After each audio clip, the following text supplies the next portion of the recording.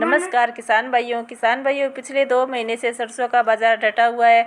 2 महीने की इस अवधि के दौरान विदेशी बाजारों में खाद्य तेलों के भाव थोड़े से सुधरे हैं। हालांकि इसका सरसों के भाव को अभी तक कुछ खास सहारा नहीं मिला है। इस ठहराव के बाद अब मार्केट तेजी की तरफ बढ़ने को तैयार दिख ही रहा था कि सरकार ने फिर से नाफेड की सरसों को खुले बाजार में बेचने की घोषणा कर दी। इसके बाद बाजार थोड़े से दबने ही थे। हालांकि बाजार में गिरावट ज़्यादा नहीं आई, लेकिन जो तेजी आनी संभावित थी उस पर ब्रेक लग गया। ऊपर से उत्तर भारत में मानसून कमज़ोर चल रहा है, इसके चलते डिमांड भी अनुमान से कम ही चल रही है। किसान भाइयों, सरसों के बाजार को आगे चलकर 2 चीज़ों का सहारा मिलता दिखाई दे रहा है।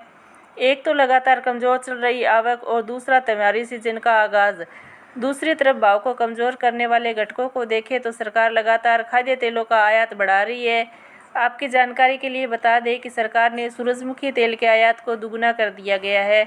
इसके चलते बाजार में सरसों तेल को भारी कंपटीशन मिल रहा है। इसके अलावा नाफेड की बिक्री का दबाव तो है ही, एक और घटक जो भाव को दबा रहा है वो है सोयाबीन तेल का अत्यधिक सस्ता होना, जो कि सीधे तौर पर सरसों के तेल की डिमांड को खींच रहा है।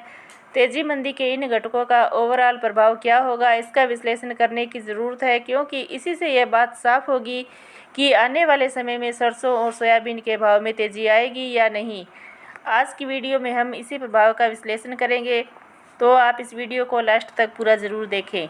किसान भाइयों, नीचे दाम पर बिकवाली कम आने से घरेलू बाजार में कल सरसों की कीमतें स्थिर हो गई। जयपुर में कंडीशन की सरसों के दाम 6100 रुपये प्रति क्विंटल पूर्व स्तर पर स्थिर बने रहे।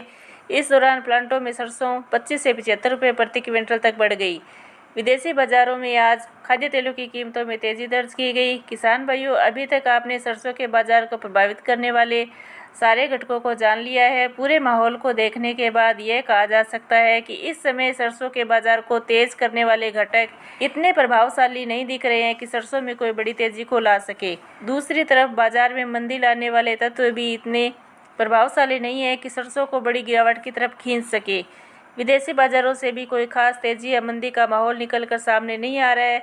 वहाँ भी बाजार 100 से 200 रुपये की तेजी मंदी के बीच घूम रहा है। नाफेड की बिकवाली के रुझान को देखने के बाद ही सरसों के बाजार की दिशा दशा तय हो पाएगी। तब तक के लिए आप ये मानकर चल सकते हैं कि जुलाई महीने में सरसों के बाजार पूरी तरह डटे रहेंगे। अगर नाफेड की बिकवाली नहीं आती तो निश्चित रूप से जुलाई महीने में 200 से 400 रुपये की तेज़ी आ सकती थी, लेकिन अब जुलाई महीने में बाजार के स्थिर रहने की संभावना है। बाजार 100 से 200 रुपये की तेज़ी मंदी के बीच घूमता रह सकता है। जन्माष्टमी के बाद बाजार के फिर से ऊपर उठने की संभावना है।